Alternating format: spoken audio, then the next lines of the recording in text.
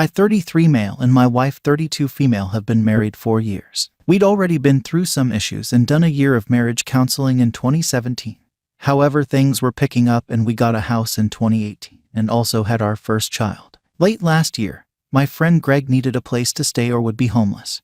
So we let him rent out our spare bedroom. He's been in and out of jobs, but always good about pitching in, doing some chores, buying us groceries, etc. In the last few months, I felt things getting more distant between me and my wife. That, along with work pressure, bills, house projects, our baby and now quarantine all exploded on Easter Sunday when she told me while sitting in bed that she wasn't in love with me anymore. I didn't make her happy. She didn't know if we'd work out. I was stunned, sick to my stomach. I think we both cried all night. The next few days she refused to barely look at me, much less hug me or anything. Usually our fights or issues would resolve in a day or two, but this just wasn't getting any better. I decided to ask Greg to move out, as each day we'd had arguments and it was hell with us all three quarantined together.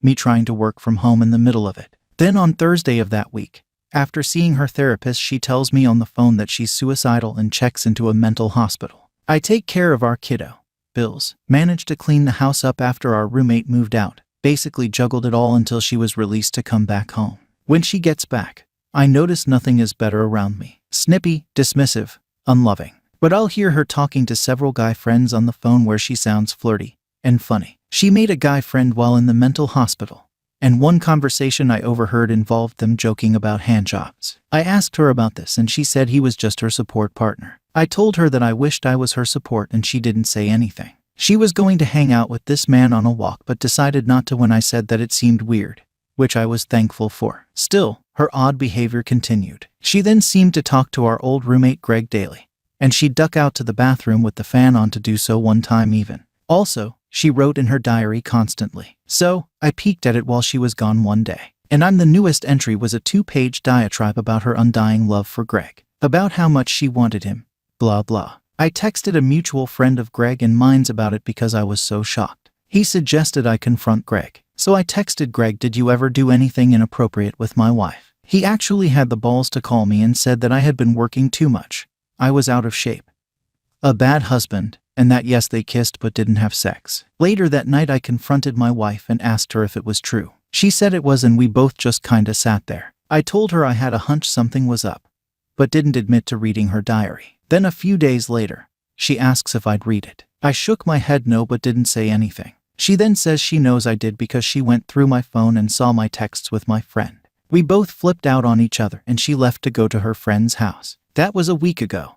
And now we're back in marriage counseling. Every day is ice cold. I'm willing to reconcile but feel like a chump since she seems quite happy just doing her own thing now. What do I do?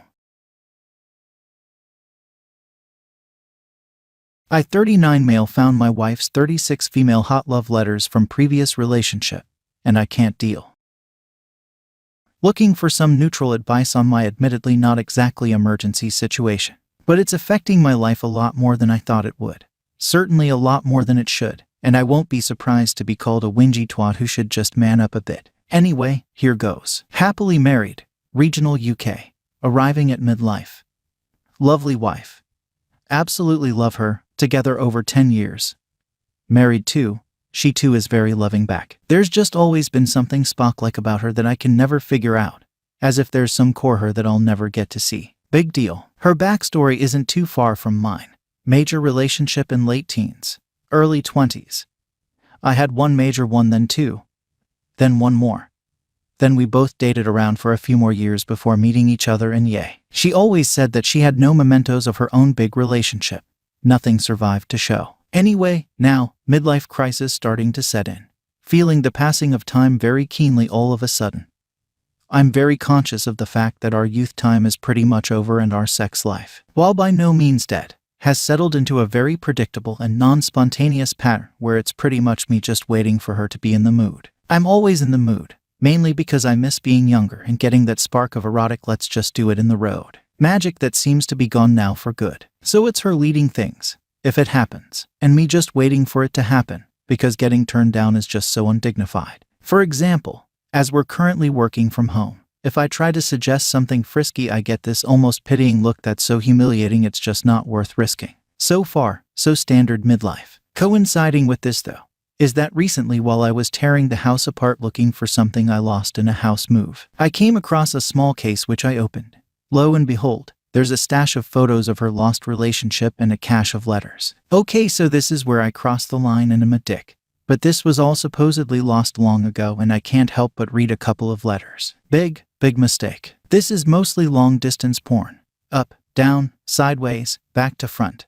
All pretty well written by the boyfriend, who is clearly detailing all their real-world experiences together in excruciating anatomical detail. I'm in the same rooms, behind the same bars on break, upstairs, downstairs, watching as the sex toys are used, goggling at the enthusiasm. I'm recognizing my wife all too painfully and closely, but I'm not recognizing what we have between us now. Something she won't do with me is described fully here in almost poetical style. That stings. Even the descriptions of how she looks at key moments are captured eloquently, and it's all I can think about now at those same key moments. And those letters are still there in the case, sitting a couple of feet from our own bed, and I can't say anything. Basically, I played with fire and got burned. When you meet someone, that person is a product of their life up to that moment, and so are you. That's who you fall for. I've had a life too, and I don't expect sympathy for poking my nose in, even if I didn't intentionally go looking. But all I can think about now is that comparison, and how this guy has now had the last laugh on me. So, am I stuck with my own problem to work out? Is there any upside at all to bringing it out into the open?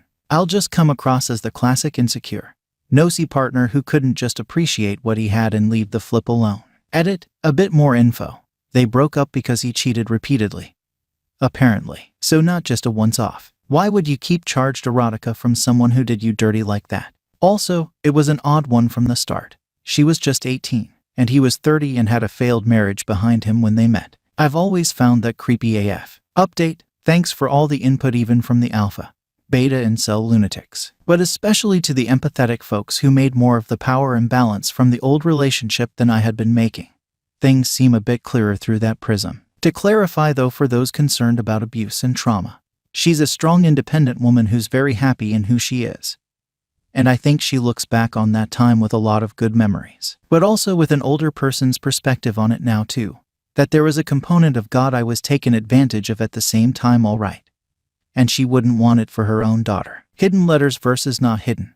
They definitely weren't consciously hidden away, just lying in a corner, the way you would do with personal stuff, but having shared a room with someone for years. So in summary, I might bring it up if the atmosphere is light enough sometime, but only in a clear the air kind of way. Certainly not for my own insecurities' sake. Sex life is still great fun, just no swinging from chandeliers, and anal is overrated. To those poor guys who insist on the pining for the alpha, settled for the beta interpretation, I hope you actually meet real, confident women soon.